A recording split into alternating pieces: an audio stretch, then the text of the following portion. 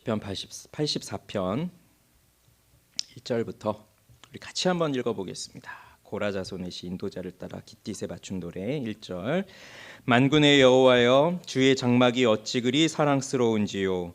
내 영혼이 여호와의 궁정을 사모하여 쇠약하며 내 마음과 육체가 살아계시는 하나님께 부르짖나이다.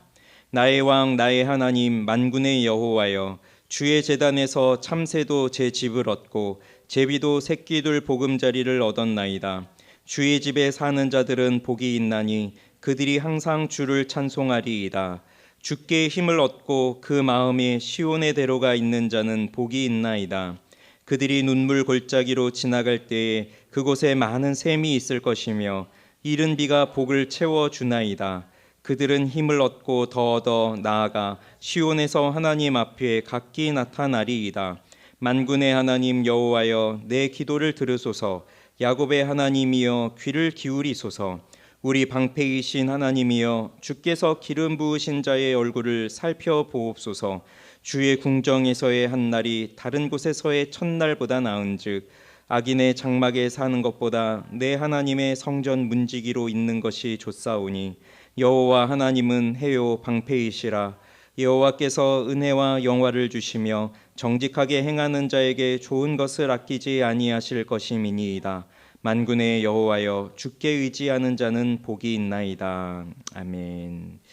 8절 9절입니다.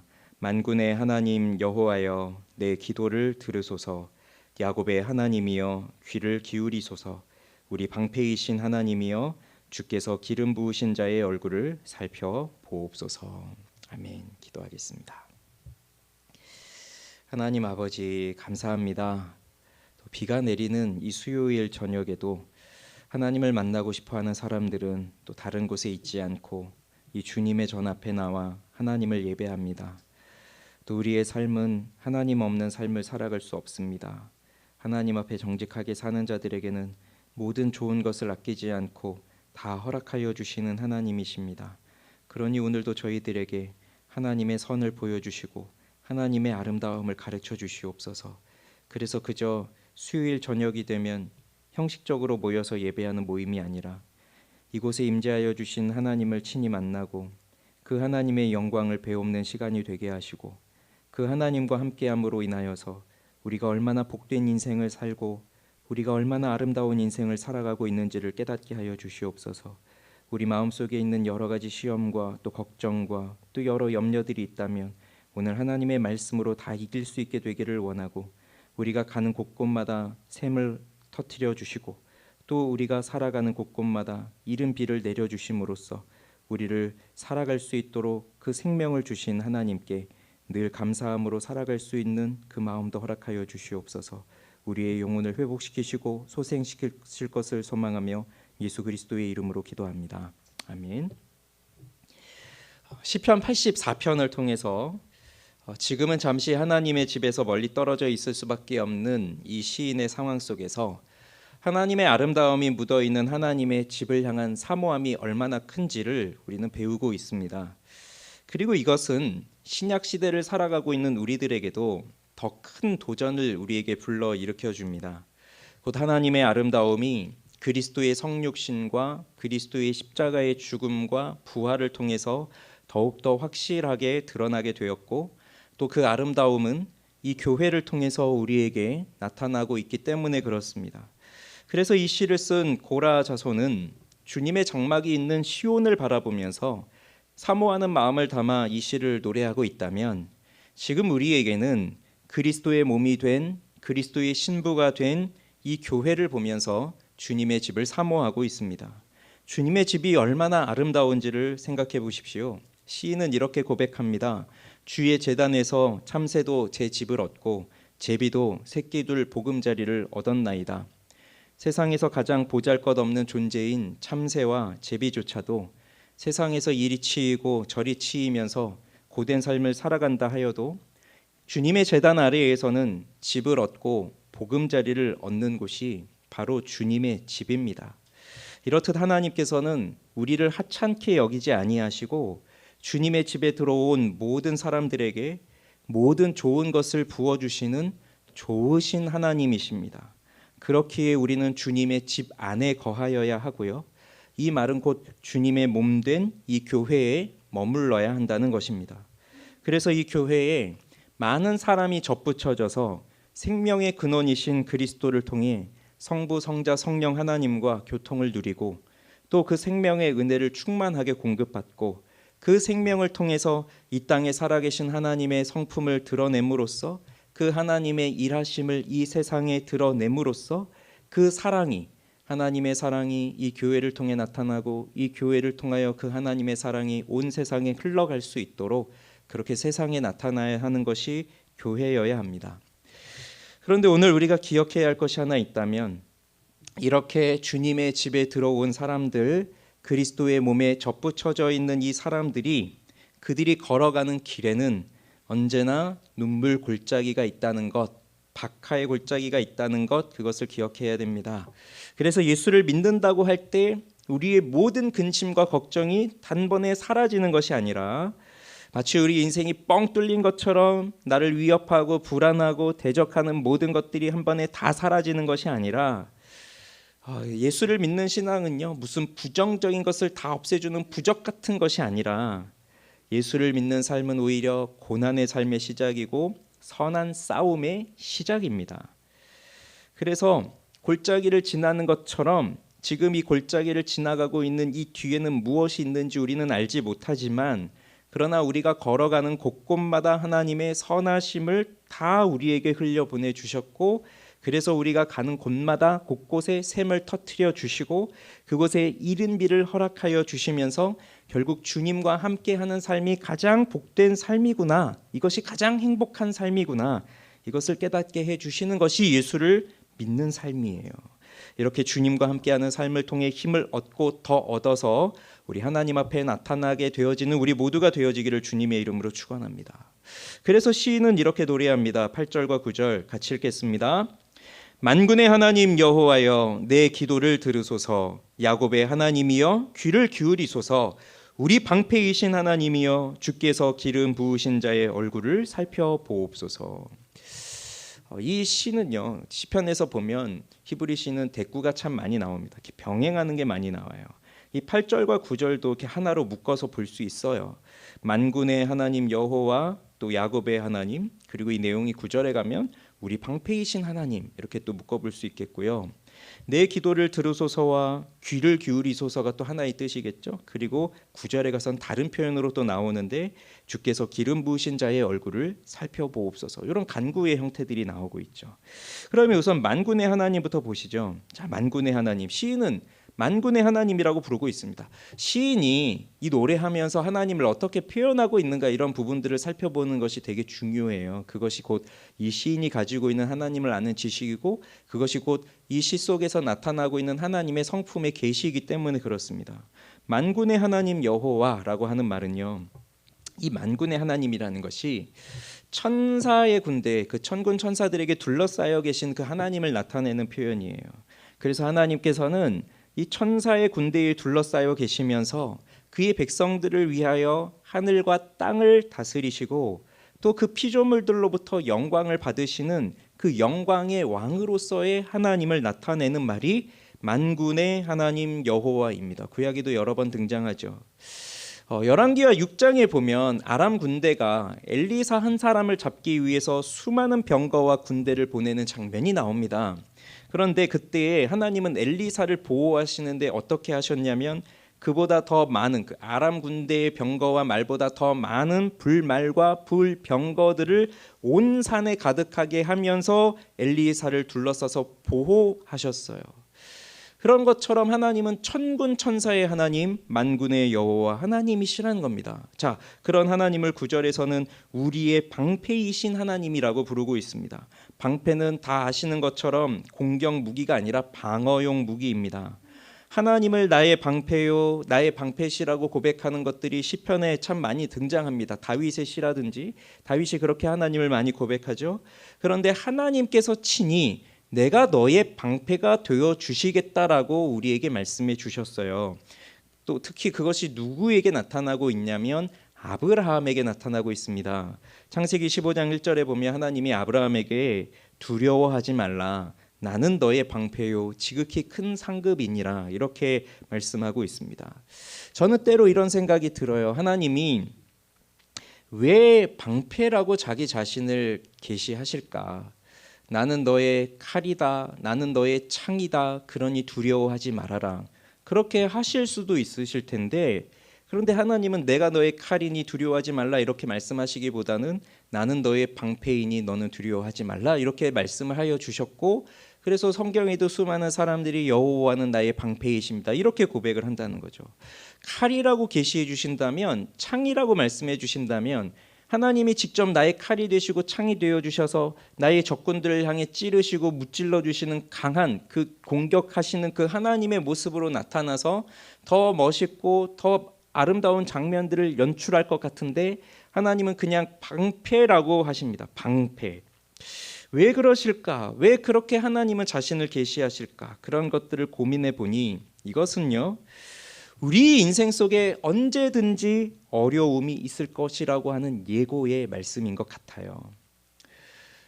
칼이 되신다면 우리는 적들을 향해서 달려가서 찌를 수 있는 것이 되겠지만 사실 우리의 인생이 적을 향해서 달려가서 찌르는 인생이라기보다는 우리가 살아가고 있는 그 인생 속에 언제 어디서 날아올지 모르는 그 적의 공격을 맞이하는 입장이 더 많습니다. 그래서 불시에 적들이 우리를 향해서 화살을 쏟아 부을 수도 있고 또 적군의 칼이 내 머리를 내려칠 수도 있는 그 상황을 살아가는 것, 그것이 우리의 인생 속에 놓여 있다는 것을 하나님이 내가 너의 방패가 되신다라고 하는 것으로 우리에게 입증해 주시는 것 같아요. 그런데 너의 방패가 되어 주신다는 것은 우리 인생에 분명히 어려움이 있고 적군이 너를 향해서 활을 쏘겠지만 그것을 내가 다 막아주겠다라고 하는 겁니다. 그래서 다시 한번 깨닫는 건 이거예요. 우리의 적은 지금도 존재하고 있습니다. 그리고 지금도 적은 우리를 향해서 공격하고 있습니다. 그런데 하나님이 그 적군의 공격을 아예 없애주시겠다는 것이 아니에요.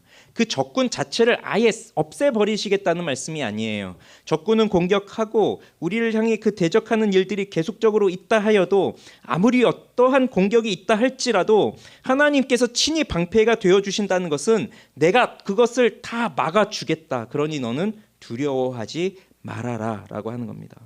방패는요 영적인 싸움에 있어서도 매우 중요한 무기입니다. 그래서 에베소서 6장 16절에 보면 모든 것 위에 믿음의 방패를 가지고 이로써 능히 악한 자의 모든 불화살을 소멸하고 라고 말씀하셨어요. 영적인 싸움을 해나가야 하는 영적인 군사는요 진리의 허리띠, 의의 흉배, 복음의 신발로 무장을 합니다. 그런데 이것으로 완벽한 무장이 되지 않아요. 그 다음에 주어지는 것이 모든 것 위에 이 믿음의 방패를 가지고 있어야 된다는 겁니다. 그래서 이 방패로서 악한 자의 모든 불화살을 소멸하는 것이에요. 여기서 말하는 이 불화살은 불을 붙여서 쏘아야 되는 화살일 수도 있지만 그런데 적군을 맞춰서 단번에 죽음에 이르게 하기 위해서는 화살촉에 독을 묻혀서 쏘는 그러한 독화살일 수도 있어요. 그래서 들판에서 싸우는 병사들의 입장에서도 그리고 성을 함락하기 위해서 성벽에 사다리를 대고 성벽을 기어오르는 그 군사에게 있어서도 가장 무서운 것은 언제 어디서 날아올지 모르는 그러한 독화살이에요. 스쳐 지나가기만 해도 죽음에 이르게 하는 아주 무서운 무기인 거죠. 칼은 직접 맞닥뜨린 사람들하고 싸울 때 주어지는 무기이지만 화살은 어디서 날아오는지를 알 수가 없어요. 또 언제 날아오는지도 알 수가 없어요. 그리고 화살은 보통 하나, 두 개 이렇게 날아오는 법이 없습니다. 보통 전쟁에서 이 화살은 수천 개, 수만 개의 화살을 단번에 쏘아버리죠. 그래서 저 멀리서 어디에 적이 있는지도 모르는 그 상황 속에서 하늘에서 비처럼 쏟아지는 게 그게 화살이에요. 오늘날로 치면 미사일이죠.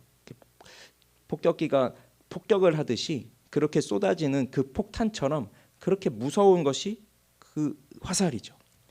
자, 이러한 것이 화살인데 이 영적인 싸움에 있어서 이러한 독화살을 쏘아대는 대상이 누구냐?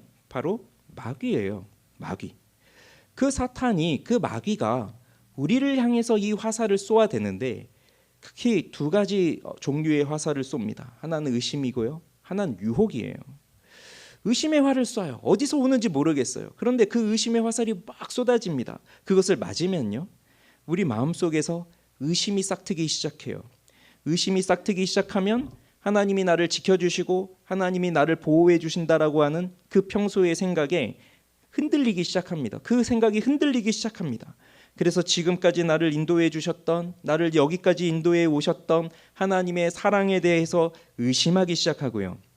내가 믿고 따르던 이 말씀에 대해서 의심하기 시작하고요. 그리고 내가 구원받은 자인가라고 하는 것에 대해서 의심하기 시작합니다. 심지어 하나님의 존재에 대해서도 의심하기 시작합니다.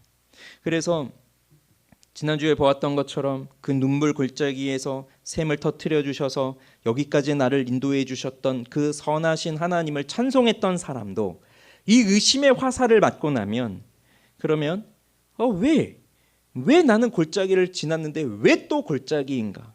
왜 나는 이 골짜기를 넘어섰는데 왜 또 한 번 눈물의 골짜기가 오느냐? 그러면서 영적으로 무장되어 있는 사람은, 그 하나님의 선하심을 맛보아하는 사람은 바로 지금 이 순간에 하나님이 또 다른 일을 하시는구나, 그 하나님의 일하심을 기대하면서 이 어려운 순간들을 믿음으로 헤쳐나가겠지만, 그 영적인 무장이 제대로 되어 있지 않아 이 믿음의 방패를 제대로 갖고 있지 않은 사람은 의심의 활에 맞아서 그 골짜기에 들어서면 또 다른 원망과 불신 속에서 하나님을 원망하게 되어 있는 거예요. 그렇게 되면요, 의심이 생기면요, 소망이 사라집니다. 지금 내가 이 걸어가고 있는 이 자리에서 하나님이 나를 지켜주시고 보호해 주실 거야, 하나님이 나의 방패가 되어주신다고 하셨어, 그러니 나는 두려워하지 않을 것이야, 나는 믿음으로 이것을 싸워갈 것이며, 이 선한 싸움을 싸워갈 때에 하나님은 내가 생각지 못한 방법으로 나를 건져내어 주실 것이야 라고 하는 그 하나님에 대한 기대감이 다 사라져요. 소망이 사라지는 거죠. 소망이 사라지면 믿음도 사라지는 거예요. 믿음이 흔들리는 거예요. 그런데 이것을 막을 수 있는 것이 뭐라고요? 바로 방패라는 거예요. 이 방패가 누가 되어주신다는 것입니까? 하나님이 되어주시겠다라고 하는 것입니다. 또 하나가 유혹의 화살이에요. 하나님을 떠난 죄인들은 하나님보다 죄를 더 사랑합니다. 죄를 더 좋아합니다. 그래서 하나님이 주시는 말씀, 하나님이 주시는 선한 것보다 내 육신의 생각은요, 내 육체의 눈은요, 세상의 것을 더 좋아하고 육신의 생각을 더 따르기 마련입니다. 그래서 작은 유혹이 일어나도 금방 그 유혹의 손을 덥석 잡아 무는 것이 죄인들의 특성이에요. 그런 유혹에 빠지면 우리는 어떻게 되나요? 전쟁 중에 있는 군사는요, 그냥 전쟁으로 나가지 않습니다. 훈련을 통해서 싸울 수 있는 기술을 가지고, 그리고 적이 누구인지를 알고, 그래서 그 적을 향한 적대감을 갖고 사기를 다 끌어올려서 모든 군인들이 하나의 마음이 되어서 힘써 싸워야 되죠. 그런데 그 병사들이 한 명 한 명씩 유혹에 든다고 생각을 해봐요.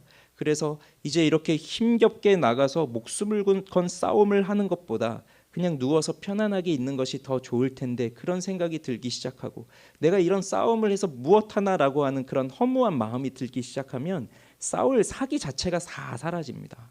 그런데 이 영적인 싸움은 또 우리 혼자 하는 싸움이 아니라 우리 교회가, 우리 공동체가 함께 하는 싸움이에요. 그런데 한 사람 한 사람씩 그런 유혹에 들어서 이 영적인 싸움, 선한 싸움을 싸워가야 될 것에 대한 그 전열을 잃어버리게 되면 한 명 한 명씩 그 싸움의 그 마음이 사라지면서, 그러면 이제 전쟁을 하게 될 그 전쟁 자체가 불가능해지는 거죠. 그러니 커다란 죄를 범하기 이전에 이미 유혹이 들어와서 그 유혹의 손을 붙잡을 때부터 이 영적인 싸움은 이미 진 거나 다름이 없게 되는 것이에요. 그래서 마귀는 우리의 이러한 특성을 너무나 잘 알기 때문에 그냥 커다란 죄 속으로 우리를 밀어 던져서 우리의 손을 들어 죄를 짓게 만들기 이전에 유혹이라고 하는 화살을 쏘아대서 그 화살에 스치면 그 유혹에 빠져서, 설령 내가 그 죄를 실제로 짓지 않는다 할지라도 그 유혹 속에서 시험에 들어서 죄에 대한 그 생각을 하고 있는 그 순간 이 싸움을 싸우지 못하게 만들어 버린다는 거죠. 그러니 이러한 화살을 막아낼 수 있는 것도 바로 방패예요. 방패가 없으면 우리는 이렇게 신앙의 생활, 선한 싸움의 삶을 살아갈 수가 없습니다. 이것이 곧 믿음의 방패가 필요한 이유입니다. 그런데 그 방패가 누구라고 지금 하시는 겁니까? 하나님이시라고 하는 겁니다. 내가 너의 방패가 되어주겠다. 그러니 너는 두려워하지 말아라. 그리고 오늘 이 시인도 고백합니다. 하나님은 만군의 여호와이시고 우리의 방패이신 하나님입니다. 그러니 이 만군의 여호와, 방패이신 하나님은 무엇입니까? 하나님이 바로 우리의 보호자라는 거예요. 우리의 보호자라는 거예요. 그 우리의 보호자가 되신 하나님을 생각하십시오. 그 우리의 보호자이신 하나님께 지금 시인이 간구한 그것을 또 봐보세요. 자, 하나님께 이렇게 아뢰입니다. 내 기도를 들으십시오. 내 기도를 들으소서. 그리고 내게 귀를 기울이소서. 이렇게 말합니다. 여기 들으소서라고 하는 게 사마예요. 샤마.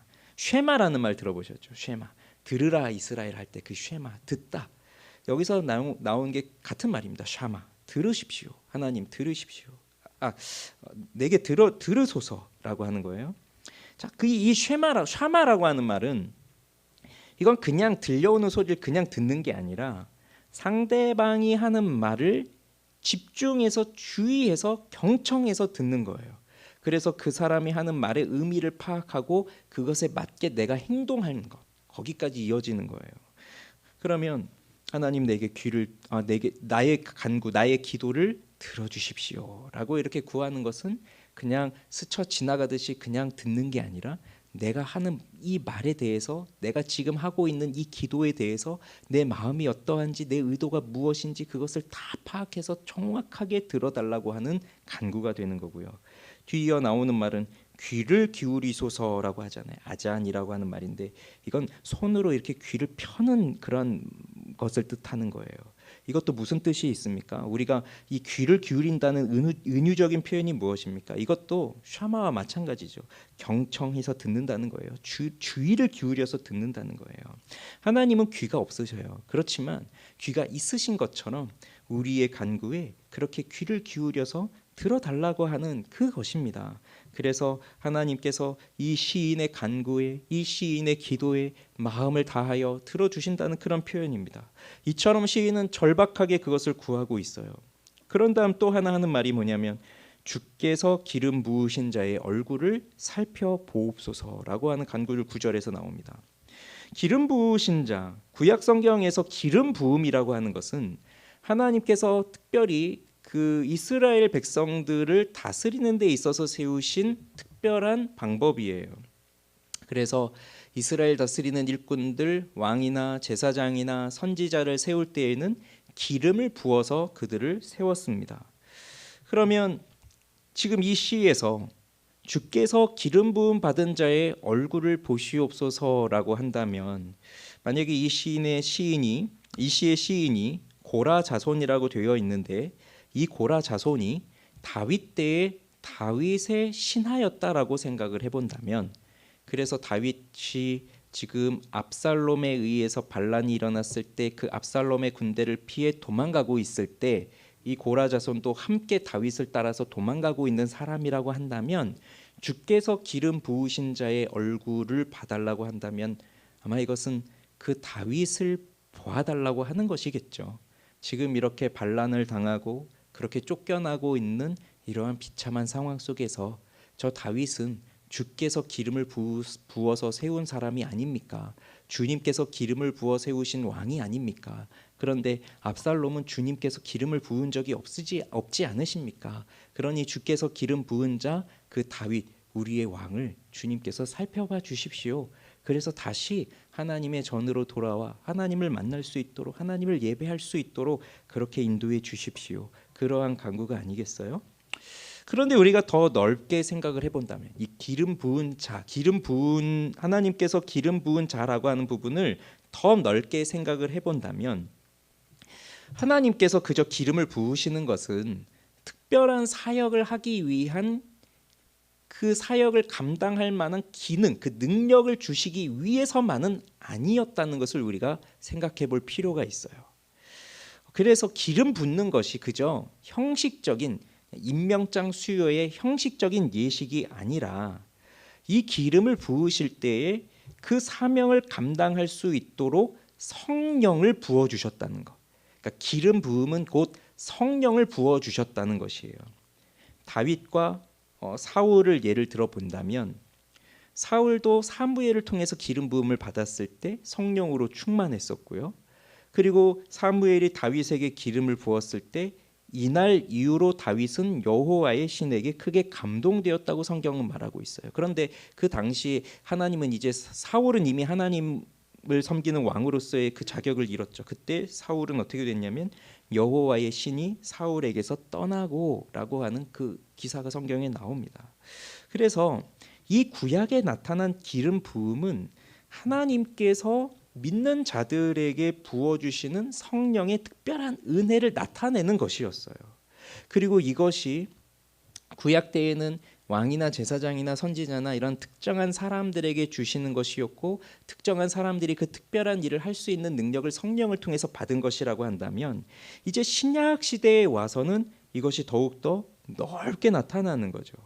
그래서 이 성령의 역사를 통해 다윗은 하나님을 더 분명하게 느끼게 되었고 하나님의 교제가 얼마나 풍성한 복인지를 알게 되는 것처럼 그래서 이 다윗이 다른 사람들은 알지 못하고 있는 하나님에 대한 지식을 가지고서 그 하나님을 풍성하게 예배하게 되었던 것처럼 이러한 성령의 충만함이 신약 시대에 이르러서는 우리에게 임하였다는 것입니다. 우리에게 임한 거예요. 그래서 성령은 하나님의 말씀을 깨닫게 하시죠. 그래서 성령의 충만함을 받은 사람들이 그 하나님의 백성들이 이제 하나님께서 이 세상을 창조하시고 그리고 예수 그리스도를 통해서 우리를 어떻게 구원하여 가시며 그리고 구원받은 이 사람들을 그리스도의 몸에 접붙이심으로써 이 교회를 통해서 어떻게 세상을 통치하여 가시는지를 깨닫게 되는 것이에요. 그래서 이렇게 성령의 충만함을 받은 사람들이 모인 그곳이 바로 교회, 그리스도의 몸인 교회가 되는 것입니다. 그렇다면 이 주께서 기름 부은 자의 얼굴을 봐주시옵소서라고 할 때에 단순히 이 시의 배경 자체로만 한다면 뭐 다윗이라고 할 수 있겠고 아니면 또 이 시를 짓고 있는 본인이라고도 할 수 있겠지만 이것을 더 넓게 생각해 본다면 하나님께서 택하여 주셔서 우리로 하여금 예수 그리스도를 믿게 하시는 그 성령의 충만함을 허락하여 주신 그 성령을 받은 우리들, 그 성령과 함께하는 우리 교회를 봐달라고 하는 것이죠. 그래서 나에게 성령이 임하였다면 그래서 내가 하나님을 아는 지식이 있고 예수 그리스도가 누구인지를 알고 예수 그리스도를 나의 구주로 내가 믿고 살아가고 있다면 이렇게 성령의 기름 부음 받은 나의 얼굴을 보아주십시오. 그리고 이렇게 우리들이 모여있는 이 교회를 주님께서 봐주시옵소서. 이 교회를 봐주시옵소서. 그 간구가 되는 거예요. 그런데 얼굴을 보시옵소서라고 하는 게 무슨 의미가 담겨 있겠어요? 여러분 하나님을 떠나고 죄를 범하고 있을 때 아니면 아까처럼 의심의 화살을 맞고 유혹의 화살을 맞고 있을 때 그때 의심과 유혹이 가득할 때 그때 하나님 내 얼굴을 좀 봐주십시오 그렇게 자신 있게 말할 수가 있습니까? 하나님으로 향하여 내 얼굴을 봐주십시오 우리 교회를 봐주십시오 라고 하는 것은 무슨 의미겠어요? 나는 하나님 앞에 정정당당하게 살아가고 있고 나는 하나님 앞에 정직하게 살아가고 있고 나는 하나님 앞에 순결하게 살아가고 있고 지금 우리 이 교회는 세상의 의심과 수많은 유혹의 화살을 맞고 있음에도 불구하고 방패가 되어주시는 하나님께서 우리를 지켜주시기 때문에 그 순결함과 믿음을 지키며 살아가고 있다는 것을 하나님 봐주십시오 라고 하는 그 고백이 되지 않겠습니까? 사람이 하나님에게서 떠나 있다면 아담이 선악과를 먹고 난 다음에 숨잖아요. 아담아 네가 어디 있느냐라고 할 때에 숨어버린단 말이죠. 두려워서 숨는단 말입니다. 그래서 이 사람이 하나님을 떠나고 의심이 있고 유혹이 있고 죄에 가까이 있으면 하나님 내 얼굴을 봐주십시오 그럴 수가 없어요. 하나님을 향해 도망가는 거예요. 그렇지만 하나님 앞에 순결한 신부로 살아가고 있는 사람들은 하나님 앞에 그 믿음을 지키며 살아가고 있는 교회는 하나님의 얼굴을 구하는 겁니다. 그리고 하나님께서 자신을 봐달라고 구하고 있는 겁니다. 이렇게 쫓기고 있는 상황 속에서 그러니 지금 분명히 눈물의 골짜기를 걸어가고 있는 그 상황이죠. 그 상황 속에서 이 모든 것이, 지금 이 모든 어려움들이, 이 고난이 이게 나의 죄로 인해서가 아니라 예수를 믿으며 살아가며 또 나의 방패이신 여호와 하나님을 굳게 붙들며 살아가면서 주어진 고난의 길이라고 하는 것을 생각하고, 이 길을 나는 지금도 묵묵히 믿음으로 선한 싸움을 싸우면서 살아가고 있습니다라고 하는 길이라고 한다면, 그 속에서 하나님께서 내 얼굴을 봐주시옵소서, 내 얼굴을 보셔서 나를 좀 건져내 주십시오, 내 얼굴을 보셔서라도 좀 나를 대신해서 싸워 주십시오, 내 얼굴을 봐서라도 내게 샘을 주십시오, 이런 간절한 외침이 아니겠습니까? 그러니 주께서 기름 부은 자의 얼굴을 봐달라고 하는 것은 내가 그렇게 살아가고 있다는 것을 또 입증하는 것이고요, 그만큼 하나님을 향한 절박한 외침이 나오는 거예요. 그런 사람만이 주님의 영광을 구하는 겁니다. 이스라엘 백성들이 다 아론과 함께 금송아지를 만들고 이것이 너희를 애굽에서 이끌어낸 여호와다라고 하면서 그 우상 앞에서 절하고 우상 앞에 뛰놀고 그 죄를 범하던 사람들이었지만, 모세 한 사람은 하나님과의 그 친밀한 교제 속에서 그 하나님의 임재의 영광 속에 거하였을 때 그는 다른 사람들을 위해서도 기도하였고 그 백성들을 위해서도 중보하였고, 그러면서 그는 마지막으로 주님의 영광을 내게 보여주십시오라고 그렇게 자신 있게 간구할 수 있었던 것이 하나님과 함께하는 자의 용기요 담대함이라는 것이에요. 그 간절함, 그 용기, 이것이 우리에게도 있어야 되지 않겠습니까? 이렇게 하나님을 향하여 간구하는 시인은 하나님 한 분만이 나를 보호하여 주시는 나의 보호자라고 하는 것을 믿음으로 고백하는 사람입니다. 그리고 그 하나님을 만나고 그 하나님께 예배하고 그 하나님과 교제하는 이 하나님의 장막, 그것을 가장 소중하게 여겼던 사람이에요. 그래서 분명 이 사람의 간구의 내용 속에는 하나님과의 관계를 바르게 해달라는 것, 그래서 하나님을 바르게 예배할 수 있게 해달라는 것, 지금 이러한 어려운 상황에 놓여 있고 그 누구도 이해할 수 없고 나도 다 알 수 없는 그 인생의 길에서 하나님을 의심하지 않고 굳게 하나님만 붙들며 의지하며 살아갈 수 있게 해달라는 것, 어떠한 상황에서도 정직하게 하나님의 뜻을 따르며 살아가게 해달라는 것, 그것이 이 사람의 간구가 아니었겠습니까?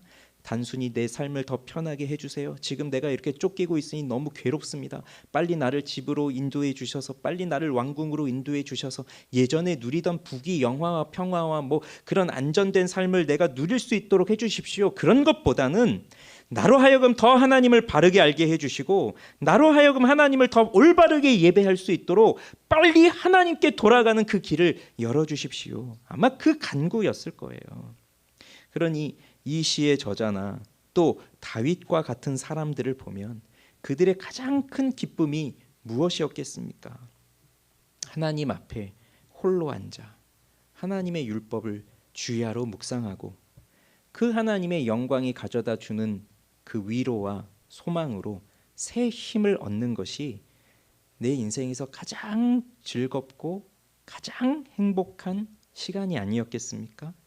사방에서 수시로 의심의 화살이 날아오고 수시로 유혹의 화살이 날아오고 있는 그러한 순간에서도 하나님만이 나의 보호자가 되어주시니 그 하나님, 그 만군의 여호와, 그 방패이신 하나님께서 나의 기도를 들어주시고 내 기도에 이 귀를 기울여 주시고 그리고 내 얼굴을 따스한 눈빛으로 바라봐 주고 계시는 그 순간, 그래서 하나님의 눈과 내 눈이 딱 마주쳐지는 그 순간이 내 인생에서 가장 행복하고 즐거운 시간이었을 거예요.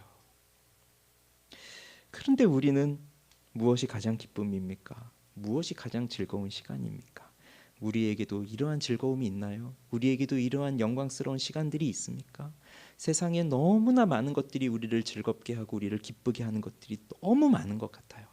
그래서 하나님께만 집중해야 되는데 하나님께만 집중하지 못하고 다른 여러 가지 것들에 우리 마음도 빼앗기고, 하나님 말씀을 주야로 묵상하기보다 다른 것들을 주야로 생각할 때가 더 많고, 하나님이 주시는 위로보다 세상이 주는 위로에 더 마음을 빼앗기면서 살아가는 경우들이 너무나 많은 것 같아요. 그게 우리의 문제이죠. 그래서 우리도 빨리 회복되면 좋을 것이 바로 이것인 것 같습니다.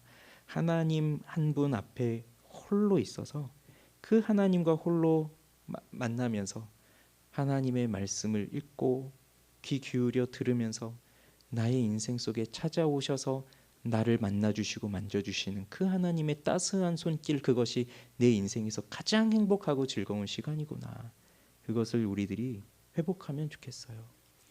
그렇지만 우리가 실망하지 않아도 되는 것이 또 하나가 있습니다.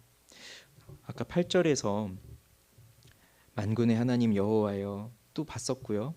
그리고 9절에서 우리 방패이신 하나님도 봤었어요. 그런데 8절에서 하나님을 또 하나 이렇게 부르거든요.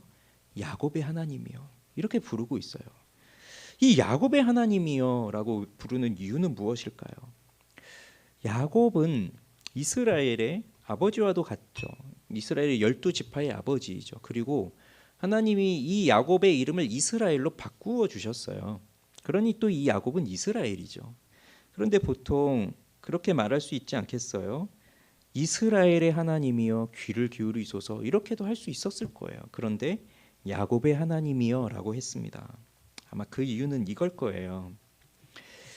야곱이 본래 형의 뒷발꿈치를 잡고 태어난 사람이고, 그래서 야곱은 평생 사는 내내 자기의 꾀를 가지고 다른 사람을 속이면서 남의 것을 빼앗아서 그렇게 살아가던 사람이 야곱이었어요.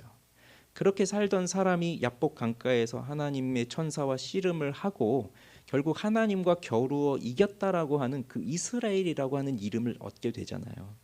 그럼 이스라엘의 하나님이라고 한다면 하나님과 겨루어 이겼다, 하나님께서 인정해 주신 사람이다라고 하는 그 뜻이 있겠지만, 야곱의 하나님이라고 할 때 그 야곱은 아직까지도 내 지혜로 내 꾀로 다른 사람의 것을 빼앗고 그렇게 탐욕으로 살고 거짓말하고 사기치고 그렇게 사는 사람의 모습이 아직도 여기 담겨 있는 거잖아요. 그래서 비록 그 인생의 많은 고난 속에서 그래 하나님만 찾아야 된다는 것을 알고, 그래서 에서에게 나아갈 때에도 어떻게 하면 내가 그 에서에게서 살아날 수 있을까, 그걸 두려워하면서 끝내 그 하나님 붙들고 씨름했던 사람, 그래서 내 힘으로 하나님도 꺾어보려고 했던 그 사람이 바로 야곱이었거든요. 그 야곱의 하나님이라는 거예요. 하나님은 이스라엘의 하나님뿐만이 아니라 야곱의 하나님이었다는 거예요. 즉 이미 다 승리하고 이미 다 죄에서 이기고 그렇게 온전한 삶을 살아가는 사람의 하나님뿐만이 아니라 아직까지도 하나님을 제대로 알지 못하여서 수많은 의심과 시험과 유혹 속에 살아간다 할지라도 하나님은 그러한 사람의 하나님도 되신다는 거예요.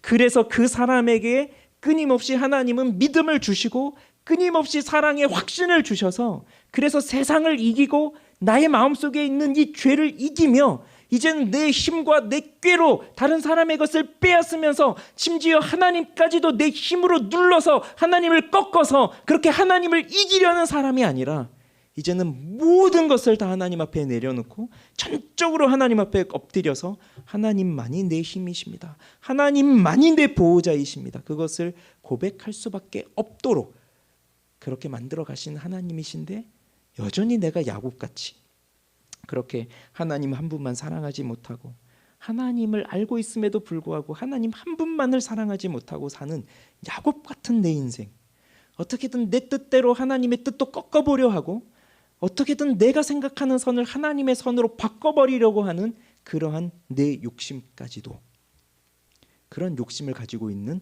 나까지도 하나님은 사랑하시고 나를 붙잡아 주신다는 그 야곱의 하나님, 나의 하나님이에요. 나의 하나님이에요. 비록 내가 성공하지 못하고 신앙의 승리를 이루지 못한다 할지라도, 오늘 내가 패배하고 넘어져 있다 할지라도 그때에도 하나님은 나의 하나님이라고 하는 겁니다. 그렇듯이 우리가 아직도 하나님 한 분만으로 인하여 기쁨을 누리면서 살고 있지 못한다 하더라도 하나님이 나의 하나님, 우리의 하나님인 것을 기억하시고, 그 하나님께서 야곱을 이스라엘로 바꾸셨듯이 나를 바꾸어 주시고 우리를 변화시켜 주셔서 그 하나님이 바로 우리를 보호하시는 만군의 하나님이요 우리의 방패가 되시는 하나님이라고 하는 것을 우리의 인생 속에서 깨달아가게 되기를 바랍니다. 그래서 그 하나님을 굳게 붙들고 그 하나님만을 의지하는 사람들이 되어지기를 우리 주님의 이름으로 축원합니다.